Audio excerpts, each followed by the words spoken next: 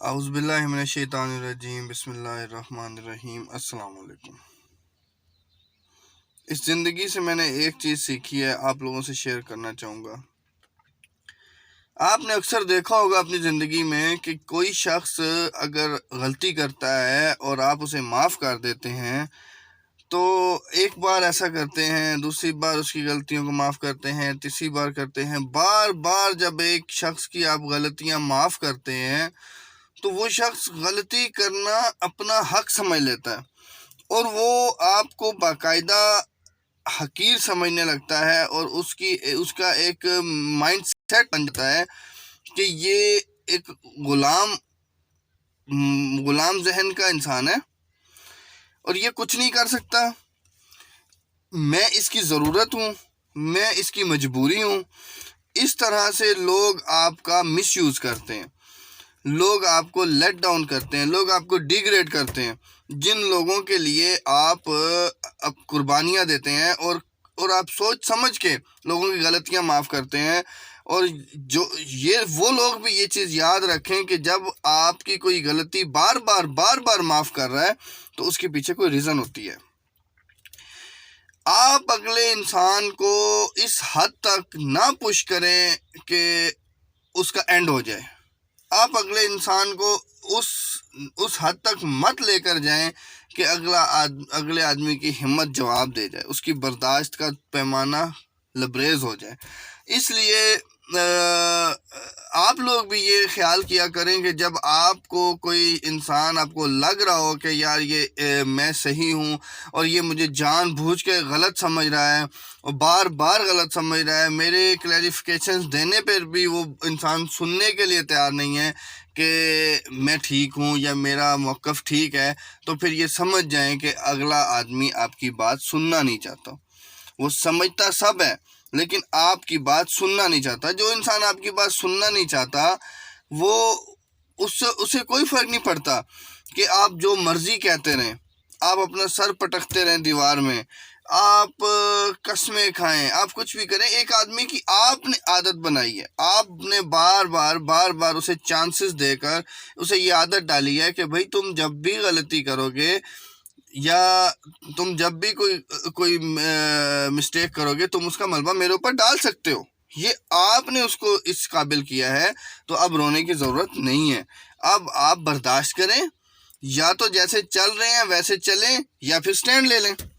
Stand لینے کا یہی طریقہ ہے کہ بھائی اس کو کہیں کہ یار تمہارے راستے الگ، میرے راستے الگ، مجھے معاف کرو، مجھ سے بہت بڑی غلطی ہوئی کہ میں نے آپ کو اتنا چانس دیا، اس قابل کیا کہ آپ ایک انسان کو اتنی عزت دیتے ہو کہ سر پہ بٹھا لیتے ہو۔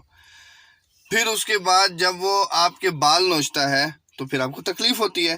جب آپ ایک آدمی کو سر پہ بٹھاتے ہیں تو یہ سوچ کر بٹھایا کریں کہ یہ آپ کے سر میں خاک بھی ڈالے گا، یہ آپ کے سر میں جوتے بھی مارے گا، یہ آپ کے بال بھی نوچے گا، تو اس وقت آپ کو چیخنے کی ضرورت نہیں ہے۔ پھر خاموشی اختیار کریں، پھر اس کے اوپر کیچڑ نہ اچھالیں۔ پھر وہ غلط بھی ہے تو اسے غلط نہ کہیں کیونکہ اسے غلط آپ نے کیا ہے۔ تو جب آپ ایک آدمی کو غلط کرتے ہیں، پہلے آپ اس کو اتنا اختیار دیتے ہیں کہ تمہارا جو جی میں آئے تم کر سکتے ہو، تمہارا جو جی میں آئے تم کہہ سکتے ہو۔ اتنی زیادہ محبتیں بڑھانے کے بعد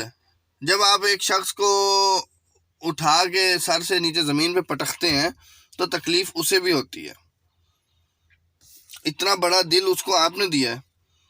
اتنے زیادہ اختیارات اس کو آپ نے دیے ہیں، تو پھر اب اس سے اختیارات واپس لے لیں،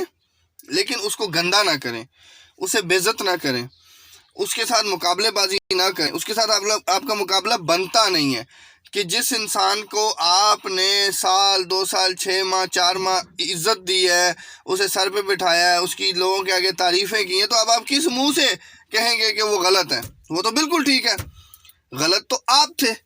بے عزتی تو اپنی آپ نے بنائی۔ لہٰذا اب میرا یہ میسیج ان لوگوں کے لیے ہے جو کوئی پارٹنرشپ کرتے ہیں، کوئی ریلیشن شپ چلاتے ہیں، کوئی بھی زندگی کے اندر معاملات ہیں، کوئی رشتہ داری چلاتے ہیں، تو اس کے بعد سال 6 مہینے کے بعد جب ان کا اچھا ایک ٹائم پیریڈ گزرنے کے بعد وہ جب علیحدگی اختیار کرتے ہیں تو میں دیکھتا ہوں کہ لوگ ایک دوسرے کے اوپر کیچڑ اچھالتے ہیں، لوگ ایک دوسرے کی بدنامی کرتے ہیں، تو یہ غلط ہے، یہ نہ کیا کریں۔ اب اچھے سے وقت گزرا ہے، وہ پنجابی میں بزرگوں کی مثال ہے کہ اگر 6 مہینے لانے انسان گزارتا ہے نا تے کوئی مہینہ ڈیڑھ بگاڑنے بھی گزارنا چاہیے۔ اس لیے اگر 6 مہینے سال آپ نے کسی کے ساتھ نبھائی ہے تو پھر 2 مہینے بگاڑنے میں بھی لگائیں۔ ایک تو ایک دم سے آپ اس کو جو ہے بریک اپ نہ کیا کریں، اپنے